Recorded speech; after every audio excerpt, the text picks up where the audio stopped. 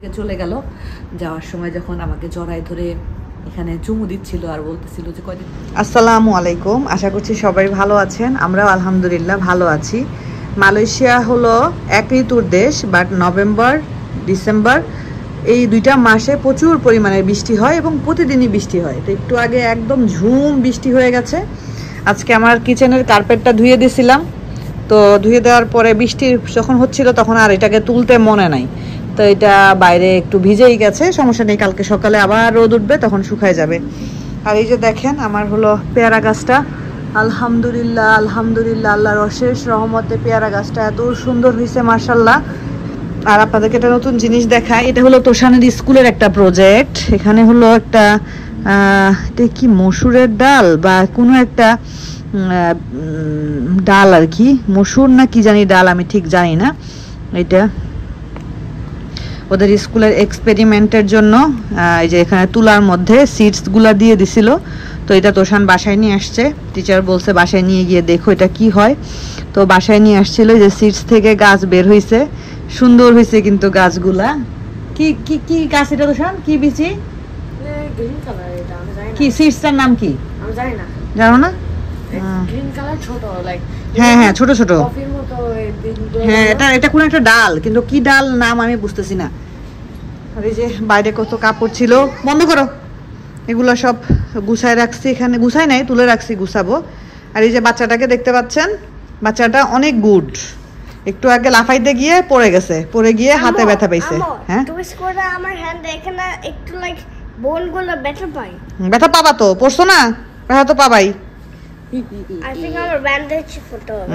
Bandage করতে হবে। আয়া ছেড়ে দাও তোষান, ছেড়ে দাও, ডিস্টার্ব করো না। না বিকালে আমরা একটু নাস্তা টাস্তা শেষ করলাম, তোষানকে নিয়ে বসছি, যেহেতু এক্সাম একটা একটা করে বললাম যে সাবজেক্ট রিভিশন দেওয়াচ্ছি।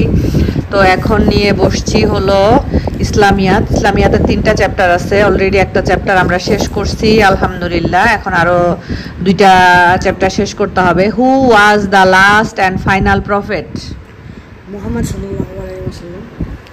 সাল্লাল্লাহু আলাইহি ওয়াসাল্লাম। What is the main message of all prophets? তাওহীদ। সুন্দর করে বলো। The main message for all prophets is Tawheed. Okay. Message of Islam. আচ্ছা এটা তো এখানে কোশ্চেন নাই, এখান থেকে। Who is the first prophet? Prophet Adam. And who is the last prophet? Prophet Muhammad. Sallallahu alaihi wasallam. Some prophets lived long life, like Prophet Noah and Prophet Ibrahim. good job. And Prophet Muhammad at the age of when he died? 63. Okay. Many prophets had different miracle likes. Prophet, which prophet could talk to animals and hear them too? Sulaiman. Okay. And which prophet saved from huge fire? Prophet Ibrahim. Okay. And Prophet Muhammad's miracle was Was given the Quran. Al-Quran. Al-Quran. Okay. আচ্ছা ওকে আমি একটু পড়াই। পরীক্ষার আগ দিয়ে তো বাচ্চাদেরকে আসলে একটু নিয়ে বসতেই হয়, তো এই কারণে আসলে অত বেশি প্রেশার ওদের হয় না। যেটা পারে, যতটুকু পারে আমি তার সাথে একটু হয়তো বা একটু অ্যাড করে পড়াই দেই। আলহামদুলিল্লাহ যা করে আল্লাহর রহমতে ভালোই করে। আর তাবিবদের তো কোনো এক্সাম নাই, ওদের তো ওই ক্লাসে যা শিখায়, কেজি 2তে পড়ে, ওরা আবার কিসের এক্সাম।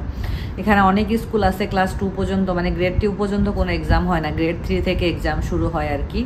তো তোষানদের স্কুল অবশ্য গ্রেড 1 থেকে এক্সাম শুরু হয়, কেজিতে এক্সাম আছে কিনা আমি জানি না।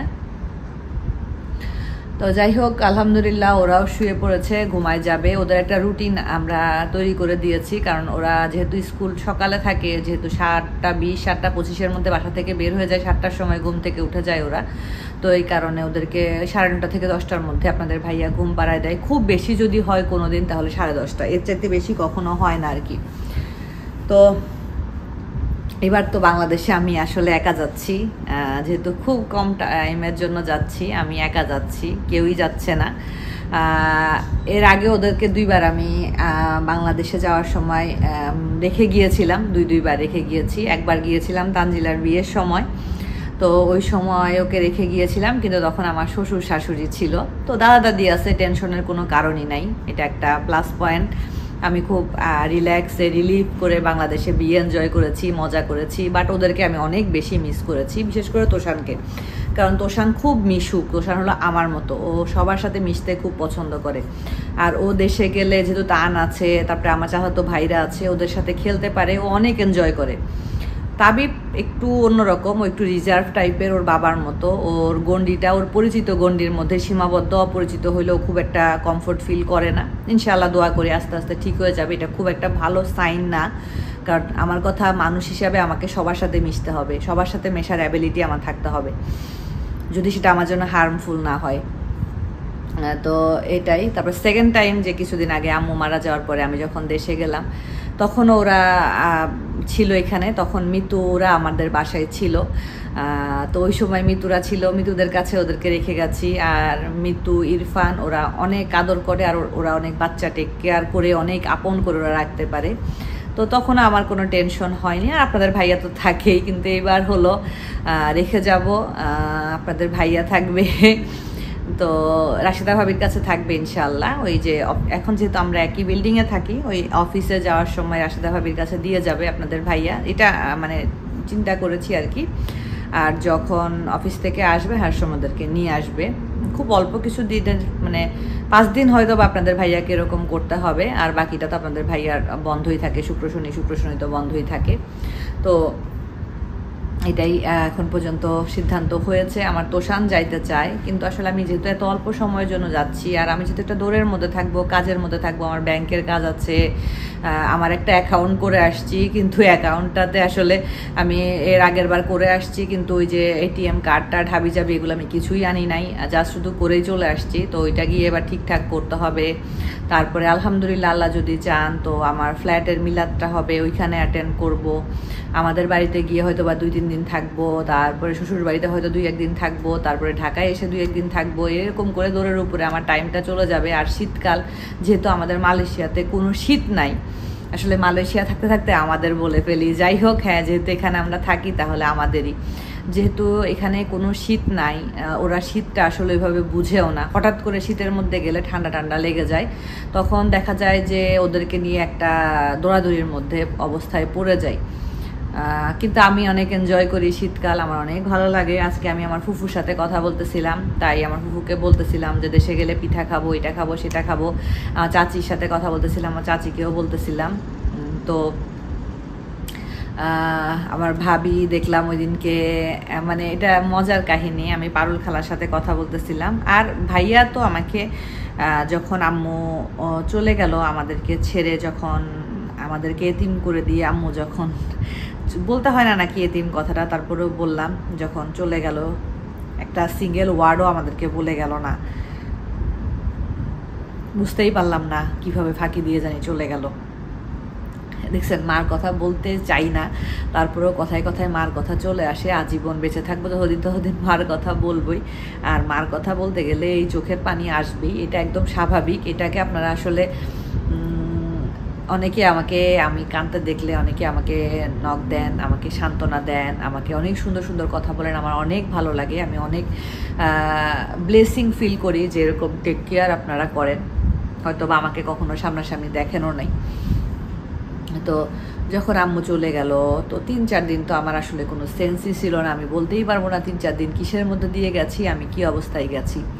তো যেদিনকে আমার মিলাদ ছিল, যদিও মিলাদ আমরা ইসলামের নাই, তারপরেও দেশ গ্রামে দিতে হয়, যারা মাটি দেয় ওই কয়েকজন মানুষকে খাওয়ানো।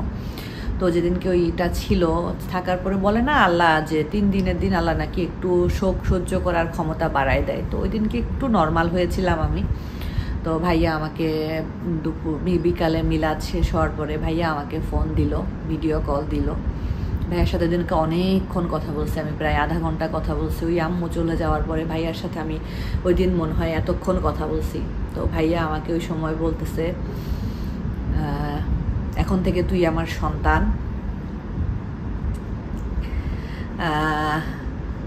আম্মুর কাছে যা যা আবদার করতি, যা যা তোর দরকার হইতো, যা যা লাগতো, এখন থেকে তুই আমাকে বলবি।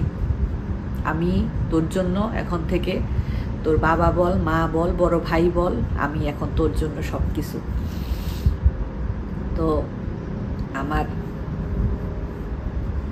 আসলে কিছু লাগুক বা না লাগুক, কোনো কিছু দরকার হোক বা না হোক, আমার বড় ভাই যে আমাকে এই কথাটা বলছে, এটার মর্ম একটা বোনের কাছে কতটুকু, এটা আসলে যার বাবা মা কেউ নাই, যার মাথার উপরে এরকম একটা বড় ভাইয়ের ছায়া আছে, সে একমাত্র ফিল করতে পারবে। তো যেটা বলতেছিলাম, এই জন্য ওদেরকে পারুল খালার সাথে কথা বলতেছি। তো আমি পারুল খালাকে বলতেছি, পারুল খালা আমার তো মরিচের গুঁড়া শেষ হয়ে গেছে, আমার মরিচের গুঁড়া লাগবে। তো খালা বলতে, এগুলো সব আম্মু করে দিত আমাকে। খালা বলছে আর কি লাগবে? আমি বলছি না খালা আর কিছু লাগবে না, মরিচের গুঁড়াটাই লাগবে, মরিচের গুঁড়া শেষ হয়ে গেছে, আপনি ভাইয়াকে বললেন, ভাইয়া মানে এনে দিবে আর কি। ওই দিন দেখলাম যে ভাবি হলো, ওই যে ভাবির মামাতো বোনটাকে নিয়ে ছাদে মরিচ শুকাচ্ছে আর বলতেছে যেটা নিশির জন্য গুঁড়া করে নিশি নিয়ে যাবে। তো আসলে সত্যি কথা, ভাই, বড় ভাবি, আমার যেহেতু আর কোনো বোন নাই, আর কোনো ভাই নাই, আমার বড় ভাই, আমার বড় ভাবি, তারা আমার এখন গার্ডিয়ান। ভালো মন্দ সব কিছুতেই তারা আমার মাথার উপরে ছায়া। হ্যাঁ, আমার হাজব্যান্ড আছেন, আমার শ্বশুর শাশুড়ি আছেন, কিন্তু বাবার বাড়ির পক্ষ থেকে কে আছে? কেউই তো নাই। তো ভাবি আমাকে বলতেছে, তুই এত অল্প সময়ের জন্য আসবি, তুই আমি কি করব, তুই এত অল্প সময়, তুই অন্তত আরও কিছুটা সময় নিয়ে আসতি। তাই আমি বললাম, ভাবি এখন তো আসলে যাওয়ার কোনো পরিকল্পনাই ছিল না, কিন্তু যেহেতু আলহামদুলিল্লাহ আল্লাহর রহমতে আল্লাহ তৌফিক দিয়েছেন, একটা মাথার উপরে ছোট্ট ছাদ, তো সেটার আসলে একটা মানে যে কোনো একটা উসিলায় আল্লাহ আমাকে বাংলাদেশে নিয়ে যাচ্ছে, আল্লাহই ভালো জানে। আল্লাহ পরিকল্পনা তো আমাদের বোঝার ক্ষমতা নেই। তো যে কয়দিনের জন্যই যাচ্ছি, সুন্দরভাবে তোমাদেরকে দেখতে পাবো, আমার ভাইস্তা ভাস্তিগুলোকে জড়াই ধরতে পারবো। আর সবচাইতে বেশি আমার ইচ্ছা করে তানজিলার পিচিটারে, মানে ওর নাম তো শিন, আর আমাদের বাবার মানে আমাদের পক্ষ থেকে ওকে তানিফ ডাকে সবাই। তো ভাবিও দেখি তানিফ ডাকে বা ভাইয়া। ওর মাশাল্লাহ মাশাল্লাহ মাশাল্লাহ মাশাল্লাহ, আল্লাহ নেক হায়াত দিক বাচ্চাটাকে, আল্লাহ বড় করুক। মানে ও আমাকে দেখলেই হাসে, আমি প্রায় ভিডিও কল দেই, ওকে দেখলে এমন সুন্দর করে একটা হাসি দেয়। ও আসলে ক্যামেরার সামনে, ওর ভিডিওতে আমি খুব একটা হাসতে দেখি না, বাট যখন ওর সাথে ভিডিও কলে কথা বলা হয় বা ওর দিকে তাকাই, মানে এত সুন্দর করে একটা হাসি দেয়, মানে পিচিটারে খুব কোলে নিতে ইচ্ছা করে। আর আমার না এই বয়সের পিচিগুলা খুব ভালো লাগে, যে 6-7 মাসের যে একটা বয়স থাকে না বাচ্চাদের, যে কোলে নিলে কোলের সাথে মিশে থাকে, চুপ করে থাকে, একটু বড় হলে তো হাত পা ছোড়াছুড়ি শুরু করে দেয়, কোলে রাখা যায় না। এই বয়সের বাচ্চাদের আমার খুব ভালো লাগে। তো এদেরকে দেখতে পাবো, আমার শ্বশুর শাশুড়িকে দেখতে পাবো, এটা আসলে আমার জন্য অনেক বড় একটা পাওয়া বলতে পারেন।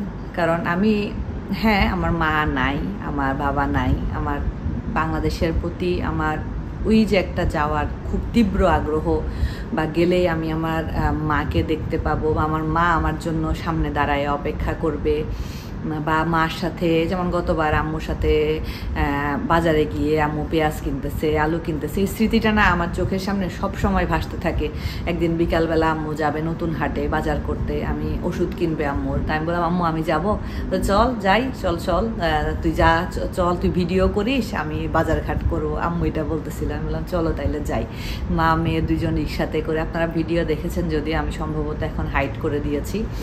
তো মা মেয়ে একসাথে গেলাম নতুন হাটে। আমি দেখলাম, তাকায় শুধু দেখলাম আমার মা, এত বয়স্ক একটা মানুষ, যদিও হয়তো বা মানে এর চেয়ে তো অনেক বয়স্ক মানুষ আছেন, কিন্তু আম্মুর যাই হোক বয়স তো হয়েছিল। কি সুন্দর প্রথমে কি করলাম আমি বলি আপনাদেরকে, ওষুধের দোকানে ঢুকলাম। ফার্স্টে গিয়ে বলতেছে যে ওষুধের দোকান, আম্মু আগে ওষুধের দোকান, বলে কি এখনই তো ওষুধ পাবো না, দেখো না কত লম্বা সিরিয়াল, ওষুধের দোকানটা আমাদের পরিচিত, আম্মু সবসময় ওখান থেকে ওষুধ নিত।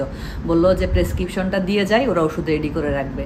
ওষুধের দোকানে প্রেসক্রিপশন দিয়ে বললো এই অনুযায়ী এত বলে দিল, ওষুধ রেডি করে রাখো। তারপরে আমরা গেলাম পেঁয়াজ আলু এসবের দোকানে, ওইখানে গিয়ে 5 কেজি পেঁয়াজ, আলু টালু এগুলো সব নিয়ে মাপে টাকাটা দিয়ে পেঁয়াজ রসুন আলুর ব্যাগটা ওইখানেই রাখলাম। বললাম আম্মু ব্যাগ নিব না, বলে কি পাগল, এত ভারী ব্যাগ নিয়ে কি এখন বাজারে হাঁটবো, আমার পরিচিত, সমস্যা নেই, ব্যাগ থাক, যাওয়ার সময় নিয়ে যাব। তারপরে বাজারের ভিতরে ঢুকলাম, টুকটাক আমি ঘি কিনলাম, আরও কি কি কিনলাম ওইগুলা নিলাম, নিয়ে তারপরে ওষুধ নিলাম, ওষুধ নিয়ে রিক্সা ঠিক করে সেই পেঁয়াজ আদা রসুনের দোকানের সামনে গেলাম, লোকটা রিক্সায় জিনিসগুলা তুলে দিল, আমরা সুন্দর চলে আসলাম। এই স্মৃতিগুলো আমার চোখের সামনে একদম ভাসতে থাকে। তারপরে আরেকটা স্মৃতি আমার চোখের সামনে অনেক বেশি ভাসে, হ্যাঁ লাস্ট টাইম যখন গেলাম, যেবার আসার পরে আম্মু চলে গেল আর কি ডিসেম্বরে, তখন তো অনেক ঠান্ডা ছিল। তো আমি আর ভাবি আমরা হলো কলাইয়ের রুটি খাইতে যাব, কলাইয়ের রুটি খাইতে, এটাও ভিডিওতে আছে, কলাইয়ের রুটি খাইতে যাব, বের হচ্ছি। আর ওই সময় আম্মু হলো নতুন ক্যালেন্ডার জানুয়ারি মাসের, আমি তো ডিসেম্বরে গিয়েছিলাম, আম্মু হলো জানুয়ারি মাসের ক্যালেন্ডার লাগাবে বাসায়, জানুয়ারি মাসের ক্যালেন্ডার লাগাবে। ক্যালেন্ডার খুলতেছিল, আর ক্যালেন্ডার নতুন ক্যালেন্ডার দেখবেন মানে কিনারাটা অনেক ধারালো হয়। আম্মু কিনারাটাতে এরকম হাত দিয়ে কি করতেছিল, আর আম্মুর হাতটা এখান থেকে কেটে গেল। তার সাথে সাথে মানে আম্মুর গায়ে অনেক রক্ত ছিল, আলহামদুলিল্লাহ, সাথে সাথে ফিনকি দিয়ে রক্ত বাইর হলে আমি হাতটা চেপে ধরলাম। আম্মু একটা শীতের কার্ডিগান পরা, তারপরে তো হাতটাতে সুন্দর করে একটু ঠিয়ে দিয়ে হাতটা বেঁধে দিলাম। এই স্মৃতি দুইটা আমার চোখের সামনে খালি ভাসতে থাকে। আর একটা স্মৃতি ভাসে যখন আমার এখান থেকে চলে গেল, যাওয়ার সময় যখন আমাকে জড়ায় ধরে এখানে চুমু দিচ্ছিল আর বলতেছিল যে কয়দিন পরে দিন ইনশাআল্লাহ দেখা হবে। কারণ তখন তো আমার যাওয়ার প্ল্যান হয়ে গেছিলো যে আমি ডিসেম্বরে যাব। আম্মু নভেম্বরের 1 তারিখে চলে গেল, আমি ডিসেম্বরের 25 তারিখে গিয়েছিলাম। তো আপনারা মাফ করবেন, আসলে মার কথা অনেক বেশি, মানে কথায় কথায় মার কথা চলে আসে, তখন এই যে টপ টপ করে পড়তে থাকে। এটা আমি চেষ্টা করলেও আটকে রাখতে পারি না, আমি জানি না কেন অঝোর ধারায় পড়তে থাকে। তো আজকে আমার এক পরিচিত আপু, উনি মালয়েশিয়াতে থাকেন, ওনার বাবা মা আলহামদুলিল্লাহ দুইজনই ওনার কাছে এসেছিলেন বেড়াইতে। তো বেড়াইতে আসছিল, তো আমার 2টা বটি ছিল। তো খালাম্মা যখন ওনার কাছে বেড়াইতে আসছে 2 মাস আগে, তো ওই আপু বলতেছিল যে আপু আমার একটা বটি আমাকে ধার দাও, আমার মামুনি হইলো ছুরি দিয়ে তো কাটতে পারে না, বটি দিয়ে কাটতে পারে। আমি বললাম হ্যাঁ সমস্যা নাই, এই বটিও আমার মানে 2টা আছে, তুমি নিতে পারবা। তো আপু এসে আমার কাছ থেকে একটা বটি ধার নিয়ে গেছিলো। তো আজকে আপু নখ দিয়ে বলতেছে আপু কালকে আমার মামুনি পাপা চলে যাবে, মানে খুব মন খারাপ করতেছে। তো ওনাকে আমি বললাম আপু তুমি আমার কথা চিন্তা করে সান্ত্বনা নাও, তুমি তো খালাম্মা খালু আলহামদুলিল্লাহ, মানে খুবই মন খারাপ করতেছিল, এই জন্যই বললাম যে খালাম্মা খালু আলহামদুলিল্লাহ সুস্থ আছেন, বেঁচে আছেন, তুমি চাইলেই আবার ওনাদের সাথে দেখা করতে পারবা যদি আল্লাহ তোমার রিজিকে রাখেন, তুমি ফোনে কথা বলতে পারবা। আর আমার কথা চিন্তা করো, দেখা তো অনেক দূরের কথা, আমি হ্যালো আম্মু, হ্যালো আব্বু কেমন আছো এই কথাটা বলারও আমার জায়গা নাই। তখন বললো যে হ্যাঁ আপু তুমি ঠিক কথাই বলছো। এইটাই আসলে দুনিয়াটাই এরকম, আমাদের সবাইকেই যেতে হবে, আজকে কালকে 2 দিন পরে 3 দিন পরে, এটা আসলে আমরা কেউই জানি না কে কখন চলে যাব। এই যে কত প্ল্যান কত কিছু করি, ঠিক ওইটুকু টাইম পর্যন্ত আমার জীবনটা থাকবে কি না এটাই আমরা বলতে পারি না। তারপরেও আশা জীবনকে বাঁচায়, আমরা আশা করি, আশা আল্লাহ বলেছেন আশা করো, আল্লাহর কাছে চাও, দেয়ার মালিক আল্লাহ। তো সবাই ভালো থাকেন, অনেক কথা বললাম, আজকের মতো বিদায় নিচ্ছি, আল্লাহ হাফেজ।